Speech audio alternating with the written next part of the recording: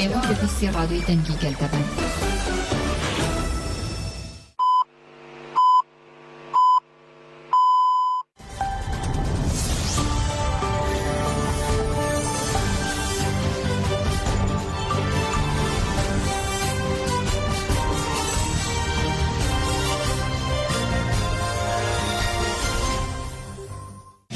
سەرمانە سلااوان لە بەم کاتتان باش هەواڵەکانی ئەمڕۆ پێنجشەمە 30 نۆڤەمبەری 2023 پێشکەشەکەین بیسەرمان بن. دوێنێ شاندێکی ژنان لە باکووری کوردستانەوە کە پێکاتبوون لە چەند ئەندام پەرلەمانێکی هەدەبوو چالاکوانانی ژنان سەردانی ڕێکخراوی ژنانی ئازادی کوردستان لە شاری سلێمانیان کرد. شاندی ژنانی باکووری کوردستان کە پێکاتبوون لە چەند ئەندامێکی هەدەپا ڕێکخراوی ژنان لا درێژەی سەردانەکانیاندا دوێنێ سەردانی ڕێکخراوی ژنانی ئازادی کوردستان ڕەژاکیان لە شاری سلێمانی کرد و کۆبوونەوە. شاندەکە پێکاتبوون لە هەریەک لە سەباحەت ئەردۆغان ئەندام پەرلەمان لە شاری سێت عەدالەت فێدان هاوسەرۆکی شارۆانی سڵۆپی گوڵبەهار گوزەل بەرپرسی ڕێکخراوی ژن نەسلیهان ئاجار ئەندامی کۆنگرەی گەلی دیموکرات گوڵبەهار ئاڵپسووی ئەندامی ئەنجومەنی ژنانی هەدەپا لە سەردانەکاندا هەردوو لا باسان لەبارەی دۆخی ژنان لە ناوچەکە و هەڵەنگارەکانی بەردەمان کرد هەروە چۆنێتی بنەبڕکردنی توندوتی ژیان لە دژی ژنان و ئازادەکانی ژنان کرد وەڕێیانکان ئەگەر ئازادی فکر نەبێ ئەوە ژنیش ئازاد نابێت. ئەمەژان با تێکۆشانی ژنان ببورن ئەمەژان با تێکۆشانی ژن ژیان ئازادی کرد کە ئێستا تێکۆشانی و فکری تاوی گیانی گرتووە و پێویستە لەسەر و فکر و بنەمای کاریا بەش بکەن. بەڕێوایە شاندەکەی باکووری کوردستان درێژە بە سەردانەکان بدەن و ئەمڕۆژ سەردانی شاناز ئیبراهیم ئەحمەد خانمی یەکەمی عێراق بکەن. بەشێک لە پێشمەرگە دیرینەکانی هەولێر بە بۆنەی 45 ساڵی دامەزراندنی پەکەکە بەبایەخۆ باستە گرنگی و پێداویستی دامەزراندنی و پارتە کوردیە دەکەنەوە دەڵێن دروستبوونی پارتی کرێکارانی کوردستان لە کات و ساتێکدا دروست بوو کە گەلی کورد پێویستێکی زۆری بەم هێزە هەبوو پێویستە لە پێناوبەتی سەنانی مافەکانی گەلی کورد خۆنەویستانە خەبات و تێکۆشان درێژە پێ بدات. پیرۆزبایی لە ساڵ ڕۆژی دروستبوونی پارتی کرێکارانی کوردستان دەکەم و پەکەکە هێزێکی شۆڕژێری فیداکار خۆنەویست هێزێکە لە پێناوی بەرژەوەندەکانی گەلی کورد خەبات دەکا و هیوادارم سەرکەوتوو بن و سەرکەوتنی هەر هێزێکی هەر پارچەک کە لە پێناو گەلی کورد ئیش بکە سەرکەوتنی هەر چار پارچی کوردستانە پەکە کە دروست بوو لە باروزروفێک دروست بوو بەڕاستی گەلی کورد بەرەو جنۆساید و لە ناوچوون چ لە ڕووی کەلتوری چ لە ڕووی نەتەوەیی چ لە ڕووی مرۆیی.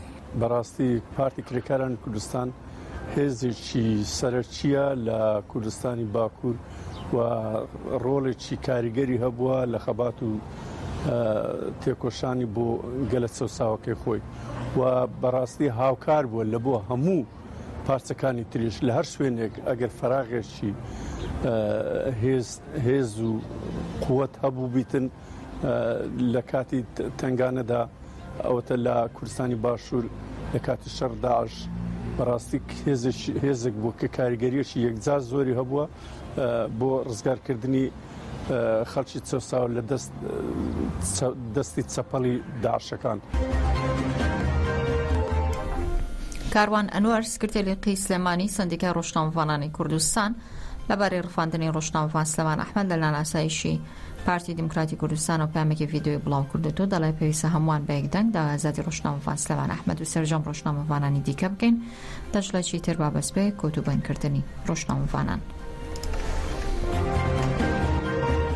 من بەڕاستی دەنگی خۆمە خەمە پاڵدەنگی هەموو ئەو ئازادی خوازانەی کە داوای ئازادکردنی هەر ڕۆژنامە نووسێکەکان لە هەر شوێنێک بێت جا نەخوازەڵا لە خاک و وڵاتێکی خۆم لە شوێنێکا وەکو کوردستان و باشووری کوردستان هیوادارین هەم سلێمان هەم ڕۆژنامە نووسەکانی کەرتی غەزە هەم ئەوانی کە لە ئیسرائیل هەم ئەوانی کە لە ئەوروپا هەر ئەوانی کە لە کۆڵۆمبیا و لە جنوبی شەرقی ئاسیا لە هەم وڵاتانی دنیاە کە دەست بەسەرەکرێن کە گۆڕ بەسەرەکرێن کار نەگاتە ئەوەی کە ئیتر لەوە زیاتر مرۆڤ ئازار بچێژێ بە دەستی مرۆڤەوە بۆیە من هیوادارم هەمومان وەک خەڵکی ئازادی خواز دەنگمان بخینە پاڵدەنگی یەک بۆ ئازادکردنی سلێمان ئەحمەد بۆ ئازادکردنی هەموو ڕۆژنامە نووسانی تری پارچەکانی کوردستان. ماوەسی حۆڕۆژە سلێمان ئەحمەد ڕۆژنامەوان هەواسازی ئاژانسی ڕۆشنووس لەلایەن پارتی دموکراتی کوردستان لە دەواازەی فێشخابوورەوە ڕفێنراوە تا ئێستا بێ سەروشوێن و ڕێگەش نادرێت پارێزەرەکانی ببێنن. ئاید محەممەد ڕۆژنامەوان دەڵێ بۆی دەستگیرکردنی ڕۆژنامەوان و زیندانیکردن و دروستکردنی تۆمەتی جۆراوجۆر بۆیان دەسەڵاتی هەرێمی کوردستان لای کۆمەڵگەی نێودوڵەتی ناشرین بووە. دەش لە پێویستە سەرجەم ئازادی خوازان و ڕۆژنامەوانان و ڕێکخراوەکان لەبارەی دەستگیرکردنی ڕۆژنامەوان سلێمان ئەحمەد هەڵوێستیان هەبێ و بێنە دەنگ. دەستگیرکردن و بێدەنگی لە دەستگیرکردن و دیارنەمانی سلێمان ئەحمەدی ڕۆژنامەنووس لە ڕاستیا جێگەی نیگەرانیە بۆ ئێمە ڕۆژنامەنووس و داواکارن سەرجەم ڕۆژنامەنووسان و ئازادی خوازان و ڕێکخراوەکانی کۆمەڵی مەدەنی و ڕێکخراوە نێودەوڵەتیەکان لەسەر ئەم بابەتە بێنە دەنگ، چونکە ئەمە بابەتێکی نوێنیە درێژکراوی ئەو دەستگیرکردن و چاوسورکردنەوەیە کە لە ڕۆژنامەنووسان لە ڕابردووە کرێ بەداخەوە لە سەرەتای ڕووداوەکەوە دەستگیرکردنی یاخود ڕوفانی سلێمان ئەحمەدەوە ڕۆژنامەنووسان و میدیاکان بە شێوەیەکی باش گرنگیان بەم بابەتەدا، بەڵام لە ئێستادا دەبینی خاوبوونەوە یاخود جۆرێک لە کشانەوە لەم بابەتا هەیە. ترسی ئەمە ڕۆژنامەنووس ئەوەیە کە ئەم شێوازە دەستگیرکردانە وەکو پێشوو چۆن ئازادی خوازان دەستگیرکران و چۆن لە کونجی زیندانەکان تونکران. ترسی ئێمە ئەوەیە کە مەسەلەن لە ساتی دادگایکردنە سیناریۆ یاخود بابەتێکیان بۆ دروست بکرێت بە هۆکاری لە هۆکارەکان زیندانی بەسەریان را بچەسپێنێت کە ئەمەش لە ڕاستیە دۆخێکە بۆ هەرێمی کوردستان گونجاو نیە، چونکە لە ڕابردووە باگراوندێکی ئەوتۆ هەیە کە ڕووی ئەم هەرێمیان لەلایەن ڕێکخراوە نێودەوڵەتیەکان ناشرین کردووە. بووە گرنگەوە سەرجەم ڕۆژنامەنووسان و ئەوانەی کە خۆیان بە خەڵخۆری ئازادی و ئازادی ڕۆژنامەگەریەزان لە هەرێمی کوردستان لەسەر ئەم بابەتە بەدەنگ بێن و بێدەنگ دەبن لە ئاستی ئەم جۆرە لە دەستگیرکردن و ڕوفانی ڕۆژنامەنووسان و ئازادی خوازان. بەمبەستی کۆبوونەوە لەگەڵ نوێنەری چین و توێژەکانی هەرێمی کوردستان حکوومەتی عێراقدا 15 ناوی کردووە سەردانی بەغدا بکەن. بەمبەستی کۆبوونەوە لەگەڵیاندا دوایەوەی لە سەرەتای ئەم هەفتەیەدا ڕێگری لە بەشێکی زۆری مامۆستایان کرا کە بچنە بەغدا بۆ خۆپیشاندان. حکوومەتی عێراق ڕوبەڕووی ڕخنەیەکی جددی بۆ لەسەرەوە پرسە. دڵشاد میرانی ڕێکخراوی یاخود ڕێکخەری پەیوەندیەکانی نێوان حکوومەتی عێراق و مامۆستایانی ناڕازی تایبەت بە ڕۆژنووس ڕایگەاندووە لەلایەن نووسینگەی محەممەد شاه سوودانی پەیوەندیان پێوەکرا بۆ شوونی 15 نوێنەری چین و توێژەکانی هەرێمی کوردستان سەبارەت بە کێشە و داواکاریەکانی لەگەڵ سوودانی بڕیارە کۆ ببنەوە. باسی لەوەش کرۆ لە میانی چوونیان بۆ بەغدا لەگەڵ ئەمار حاکیم سەرۆکی ڕەوتی حکمە و هەڵبوسی کۆ دەبنەوە وە کێشە و گیر و گرفتەکانیان بەوان دەگەێنن. میرانی جەختی کردوەوە لە ئێستادا سەرقاڵی دیاریکردنی ناوەکانیانن دەبێت ئەمڕۆ پێشکەش بە نووسینگەی سوودانی بکەن. سەرەتا ئەم هەفتەیە 1630 مامۆستای ناڕازی بە مەبەستی خۆپیشاندان و گەیاندنی داواکاریەکانیان سەردانی بەغدایان کردو و لەگەڵ بازگەکانی عێراق ڕێگری لە بەشێکی زۆریان کرا بچنە بەغدا و ئەوەش ناڕزایەتێکی زۆری بە دوای خۆی داهێنا.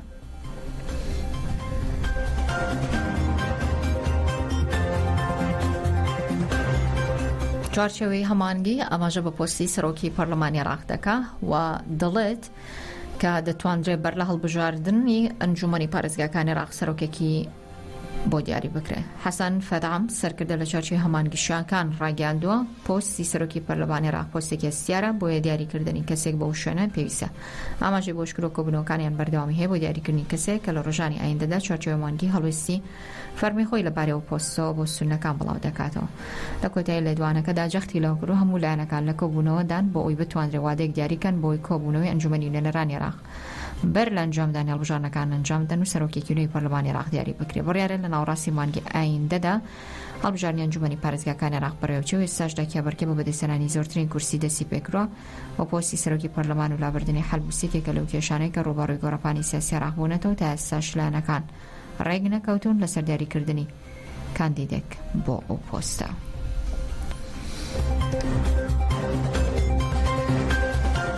سەلام مەهدی بەرپرسی بەشی ڕاگەاندن لە کۆمیسیۆنی هەڵبژاردنەکانی عێراق نووسینگەی دیار لە ڕاگەاندووە لە سەرەتای دەستپێکردنی بانگەشی هەڵبژاردننی ئەنجومەنی پارێزگاکان تا 400 پێشەرکاری بانگەشی هەڵبژاردن لە سنوورەکان تۆمار کراوە. ئاماژەی بۆش کردووە لە دیالە چوونێک تیمی چاودێری مەیدانی پێکێنراون بۆ چاودێریکردنی ڕاستەخۆی بانگەشی هەڵبژاردن و تۆمارکردنی هەر سەرپێچێک کە لەلایەن کاندید و حەزب و هاوپەیمانەکان دیاری دەکرێت. ئەوەشی خستۆتە ڕووی دیارترین پێشێنکاری بانگەشی هەڵبژاردن لێدانی پۆستەرەکان و لەسەر شوێنە گشتەکانی ستوونی کارەبا ئەو کاندید و حزبولایەنانن کە هۆکاریان ئەنجام داوە ئاگادارکراونەوە دەبێت لە مای 72 کاتژمێردا پۆستەرەکانیان لابدەن ئەگەر نا سزای دارایان بەسەردا دەسەپێنرێ. بڕیارە هەژدەی کانونیەکەم هەڵبژاردنی ئەنجومەنی پارێزگاکانی عێراق جگە لە هەرێمی کوردستان بەڕێوەبچێ بۆ مەبەستەش کۆمیسیۆن هەموو ئامادەکارێکی تاوکر و ڕێنمایشی بە کاندید و حزبەوە پەیمانەکانیان داوا دوور بکەونەوە لە بەکارهێنانی مۆڵک و ماڵی گشتی لە بەکاتی بانگەشی هەڵبژاردنەکاندا بە پێچەوانەوە ڕوبەڕووی دادگا و سزای یاسایی دەکرێنەوە.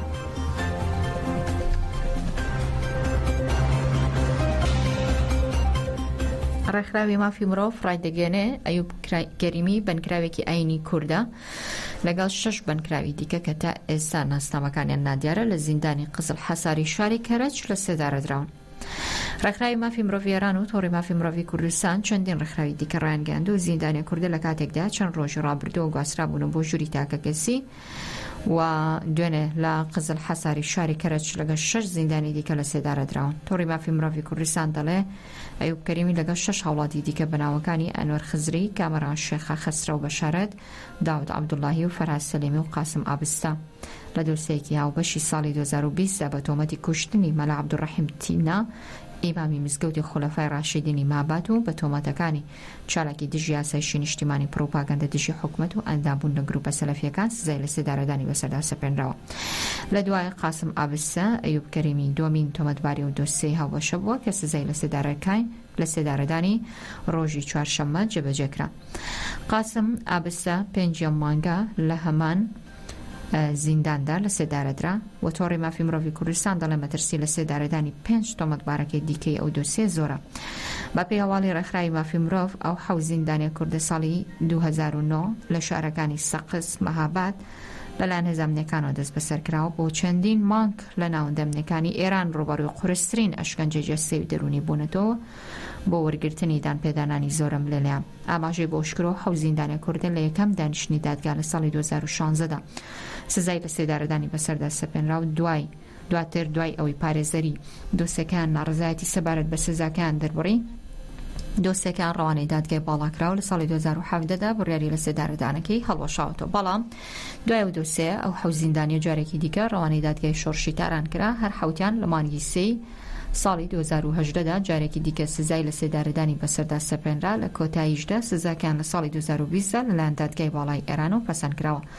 لە راپۆرتەکەی ڕێکخراوی مافی مرۆڤ داهاتوە ئەو زیندانیانە چەندین جار لە ڕێگەی نووسینی نامەوە لە زیندان باسییان لەو ئەشکەنجەی کردووە کە لە کاتی لێپرسینەوە لە دەست بەسەرگەی ئیدارەی ئیتلاعاتی ورمێ بەمبەستی وەرگرتنی دانپێدانانی زۆرم لێ ڕوبەڕوویان بوونەتەوە.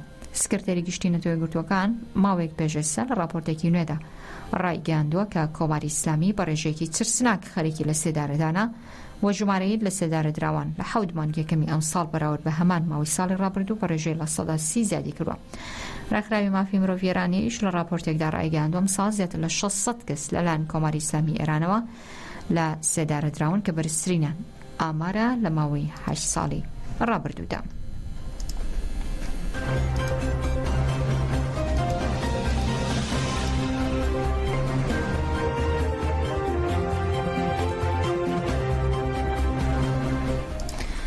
پێنج کۆڵبەر لە سنووری بانە بە تەقەی هێزە ئەمنیەکان بریندار بوون کە یەکێکیان مێر منداڵە ناوی ئارمان قاسمی منداڵی تەمەن 17 ساڵانە. ڕێکخراوی مافی مرۆڤ بڵاوی کردوێتەوە ئێوارەی دوێنێ چوارشەممە ئارمان قاسمی تەمەن 17 ساڵان و کۆڵبەرێکی دیکەی خەڵکی سەقز بە ناوی کارۆ تەجروبەکار بە تەقەی ڕاستەوخۆی هێزە چەکدارەکانی ڕژێمی ئێران لە سنووری بانە بریندار کراوە.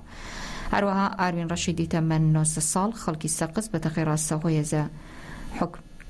هێزە ئەمنیەکانی ئێران لە سنووری هەنگەشاڵی بانە بریندار کراوە.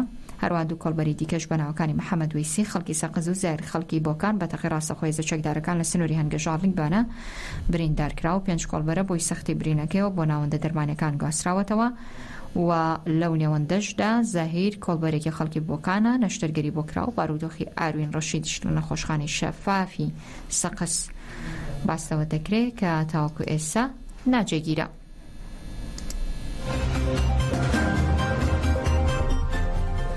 نیوسەدا بەسەر کۆچی دوایی هونەرمەندی دیاری کوردستان ڕفیق چالاک تێپەڕەبێ کە خاوەنی چەندین بەرهەم و گۆرانی زیندووە تاوەکو ئێستا لەسەر زمانی زۆربەینەوەکان دەگوترێتەوە.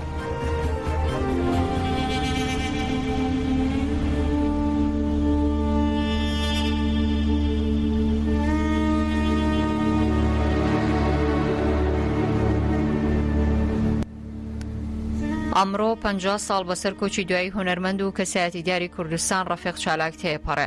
ئەی چاو چەشنی بازی قەفەز هەڵوەرێ پەڕ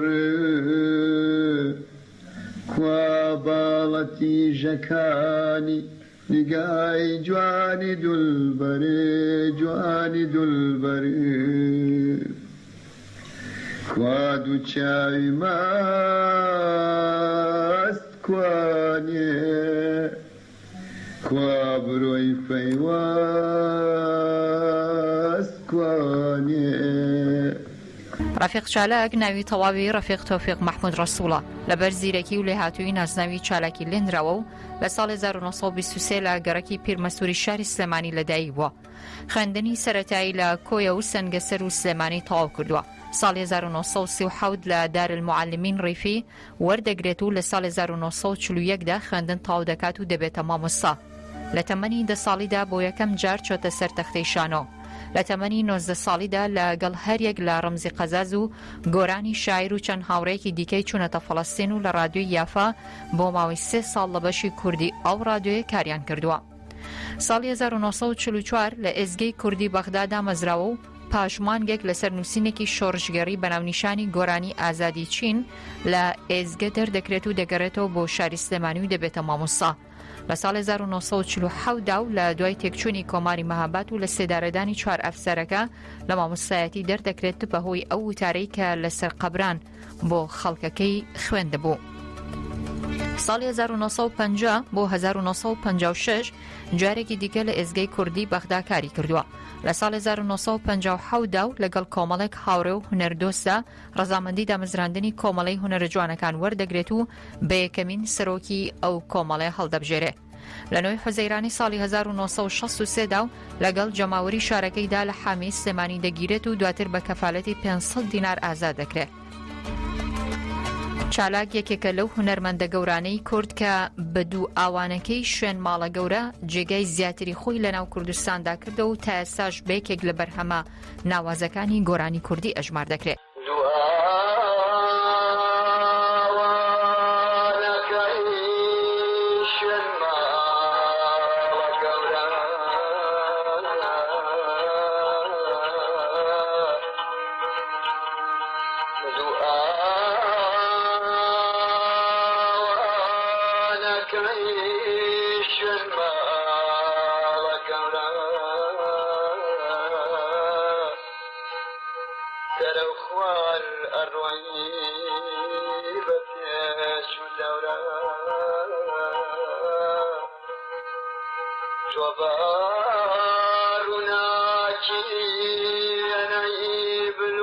ڕەفیق چالاک لە 13 ساڵی 1973دا لە بەغدا بەهۆی نەخۆشی و کۆچی دوایی کرد و لەسەر وەسێتی خۆی تەرمەکەی هێنرایە و شاری سلێمانی و لە نێو ئاپۆرای جەماوەردا لە گردی سەیوان بە خاک سپێردرا.